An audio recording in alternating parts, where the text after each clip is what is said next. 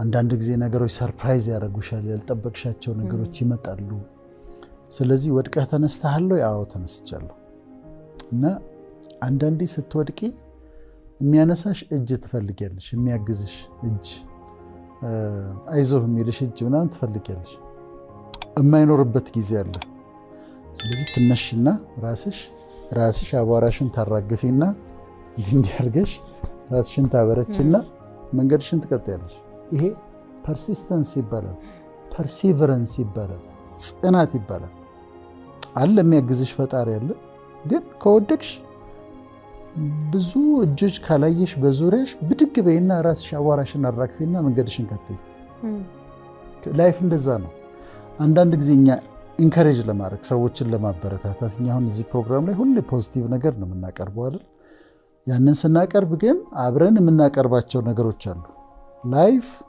ህይወት ቀይ ምንጣፍ አይደለም ዝም ብሎ ቀይ ምንጣፍ የተነጠፈበት መንገድ አይደለም ህይወት ዝም ብሎ የአበባ ጋርደን በቃ አበባ በአበባ የሆነ ዝም ብሎ ደስ የሚል ይሄ ስዕል ላይ እንደሚሳል አይደለም ህይወት ቻሌንጆች አሉት ተግዳሮቶች አሉት መውደቅ አለ መነሳት አለ አንዳንዴ መሸነፍ አለ የምትሸነፊበት ጊዜ አለ ግን ደግሞ እኔ በምን አምናለሁ መሰለሽ በመሸነፍ ማሸነፍ አምናለሁ አንዳንዱን ነገር ተሸነፈሽ ነው የምታሸንፊው ክርስቶስ ተሸንፎ ነው ያሸነፈው አንዳንዱን ታግልሽ አይደለም አንዳንድ ትሸነፊና በመሸነፍ የምታሸንፊያቸው ነገሮች አሉ በማሸነፍ የምታሸንፊያቸው ነገሮች አሉ ስለዚህ አፕስ ኤንድ ዳውንስ አሉ ጎርባጣ ይሆናል መንገዱ የተለያዩ ነገሮች ይታለፋል እና ዛሬ እሱን ነው ማንሳት የፈለግነው ሰው ንግድ ጀምሮ ይከስርበታል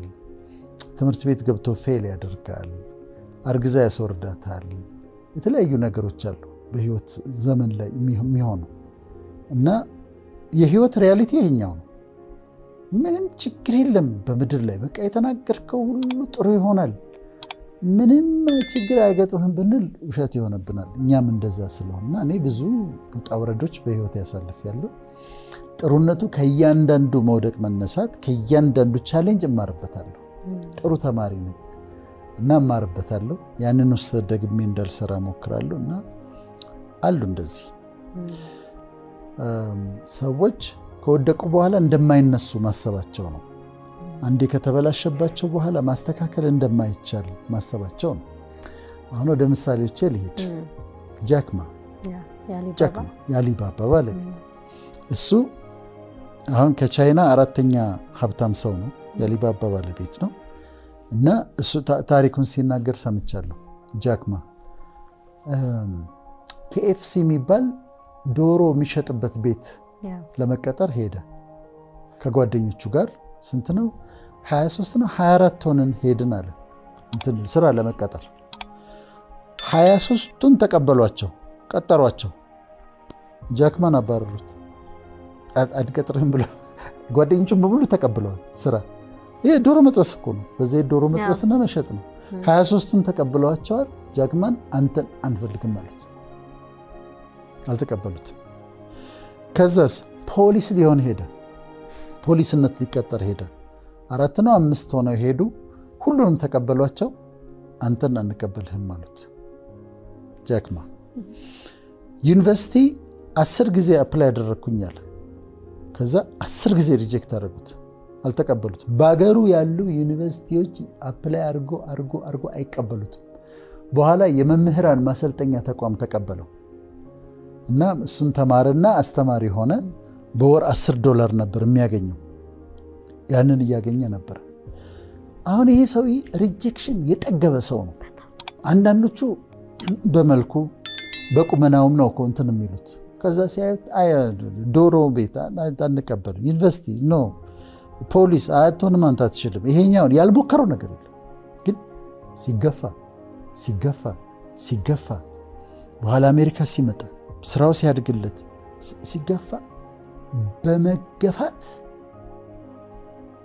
አሁን ተራራ ላይ ወጥቶ ታይዋለሽ ሰው የተራራ ቢዝነሱ ተራራ ጫፍ ላይ ሁለተኛ ምሳሌ ልንገርሽ ዲዝኒ የሚባል ነገር ትሰሚያለሽ ዲዝኒላንድ ሙቪዎች የልጆች ፊልም ላይ ዲዝኒ አለ በጣም የወዷቸው ፊልሞች ዲዝኒ በጣም ትልቅ ካምፓኒ በምድር ላይ ካሉ ታላላቅ ካምፓኒዎች መካከል አንዱ ዲዝኒላንድ ነው። ዲዝኒላንድ ባለቤቱ ዋልት ዲዝኒ ይባላል። የጀመረው ካርቱኒስት ሆኖ ነው። ካርቱን መሳል ጀመረ፣ ይስላል። ሚኪ ማውስ የምትባል ነገር ፈጠረ፣ ይሞክራል። ካርቱን በመሳል ነው የጀመረው እና አንድ ጊዜ በጣም ሲጥር ትልቅ ለመሆን ያላረገው ነገር የለም። በጣም ሲጥር የሆነ ክህደት ሰዎች ካዱትና ይሄ ነርቨስ ብሬክዳውን የሚባለው አእምሮውን ሉዝ አረገ እና ከሚስቱ ጋር ለቆ ሄደ። ካምፓኒውን ለቆ ሄደ፣ ትቶ ሄደ። ሮድ ብሎክ ሆነበት። ያስብ የነበረው ነገር በሙሉ ተበላሸበት። ወሰዱበት ስራውን። ከዛ ነርቨስ ብሬክዳውን ገጠመው።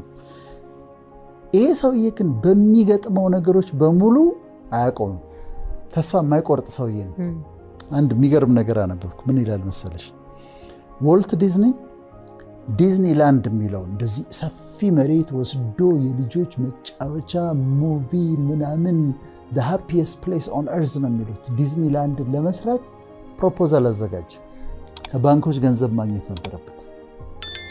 100 ጊዜ ባንኮች ጋር አስገባ፣ አልተቀበሉትም፣ አላቆመም።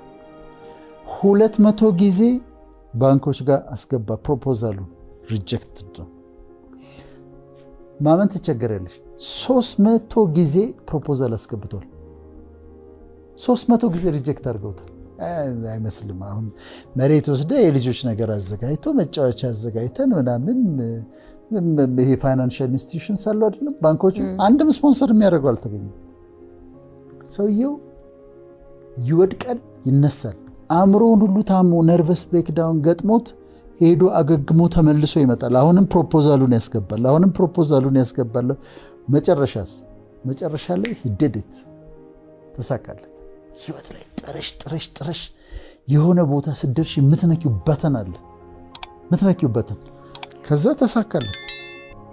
ሲንደሬላን ሰራ። በሚኪ ማውስ በጣም ታወቀ። አሁን ዲዝኒላንድ ማለት የት አለ መሰለሽ? ካሊፎርኒያ አለ፣ ፍሎሪዳ አለ፣ ጃፓን አለ፣ ሆንግ ኮንግ አለ፣ ሻንጋይ ቻይና አለ፣ ፓሪስ አለ። በየአገሩ ሂውጅ መሬት ወስዶ ዲዝኒላንድን ሰርቷል። ህልሙ ተሳክቷል።